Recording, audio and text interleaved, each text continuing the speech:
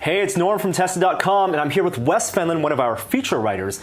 Now, Wes and I, earlier this year, visited Steve Sansui's Rancho Obi-Wan, and it was there that we heard about this crazy thing. It's called George Lucas Super Live Adventure, and it was this arena show like Cirque du Soleil, but it was only put on in Japan back in 1993. 20 years ago. It encompassed all of George Lucas's works. It's got Willow, Tucker, A Man in His Dream, American Graffiti, Star Wars, Indiana Jones, all mixed up into this crazy show. And this incredible, long-lost relic of Lucasfilm and Star Wars history, Wes got in touch with the director and the production designer. There's a huge story on Tested.com right now, but we want to give you guys a little bit taste of what the George Lucas Super Live Adventure was all about. I'm Douglas Schmidt. I'm a theatrical set designer, and you're in my studio in San Francisco. We're talking about a production that I did back in the early 90s of an arena show for Kenneth Feld and Ringling Brothers called George Lucas Super Live Adventure, as translated from the Japanese. And the concept was to make a gigantic arena show based on the plot lines of his films and combine them all together into a big spectacular event. It was produced by the Japanese contingent that sponsored the thing in Japan, but Kenneth Feld, Ringling Brothers put it together. The Lucas people came to him and said, the 20th anniversary of Lucasfilm is going to happen in 2 years, and we want to do something for George and to celebrate it. And Kenneth said, well, what do you want to do? And they said, no. He said, why don't you do a show, an arena show? And they said, sure. So that's sort of how Kenneth got it. And then he brought me in. And he said, okay, we're going to go up there and visit. And the producers are going to be, the investors are all Japanese television companies. Yes, Star Wars was a big deal. More to the point, George Lucas was a big deal. At the time, he was the spokesperson for Panasonic. Something that we knew nothing of here in America, but he was a very popular, iconic figure.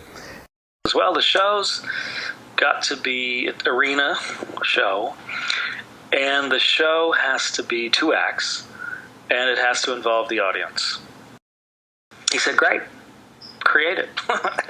So that's what I did. I set out to figure out a way to come up with a plot line that would allow us to go through all the films. And the films we had were Willow, Tucker, the Indy trilogy, and American Graffiti, and Star Wars.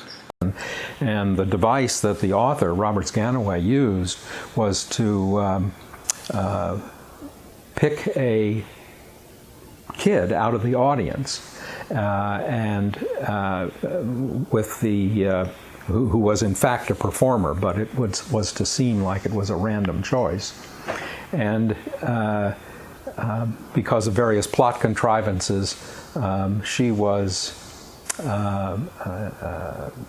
told that in order to save the universe, she had to do certain things, go through certain trials. Then, once the script was settled on, it was translated by the Japanese. The American cast rehearsed in English. It was a playback, so it was recorded. So actually, while we were working on it we rehearsed for, 6 or 8 weeks in North Carolina at an empty arena that Kenneth found. We would read the lines live. I had a few assistants who were around, and they'd read the dialogue, and the writer was there. And that way we could adjust the dialogue, so that way the script could evolve before we then recorded it in Japanese. The great thing was we got to use all the actors that actually were Indiana Jones and Han Solo and Darth Vader, and when the films were released in Japan. So the voices the Japanese audience heard were the voices they knew from the films. The show started out, and she gets chosen seemingly at random to hold this package, this bundle that Willow is carrying, and he enters from the back of the auditorium, coming running down the center aisle, this little person, and he picks her out. He says, "Here, take this and don't say a word." And then he runs up on stage, and he's confronted by the evil General Kale from the Willow movie, and goes up. Willow's frozen with fear, and the general comes on a horseback on this giant black Frisian, beautiful Frisian horse, Belgian horse, and climbs down, takes out his broadsword, and chops Willow in two, and he ends up with only a cloak.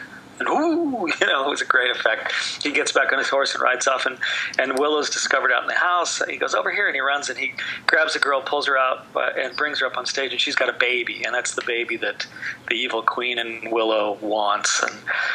And then he brings her up on stage, and then suddenly they are visited by this spirit, this fairy that appeared in Willow, and she speaks to them and says, "We're looking for a hero to protect us from it. There's a dark force coming, and you've been chosen to find that hero.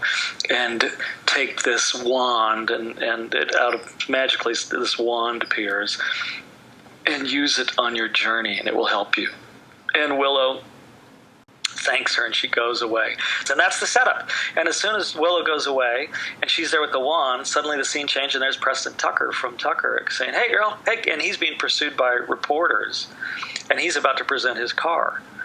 So then she jumps into the world of Tucker, and so similarly we went from world to world, that there would just be a magical transition, and she's looking and meeting these various Lucas heroes. So she meets Tucker, she meets Indy, she then goes and she meets the cool dude, John. She meets him, and that's kind of, each number was different. Tucker was like a what we would call an industrial show.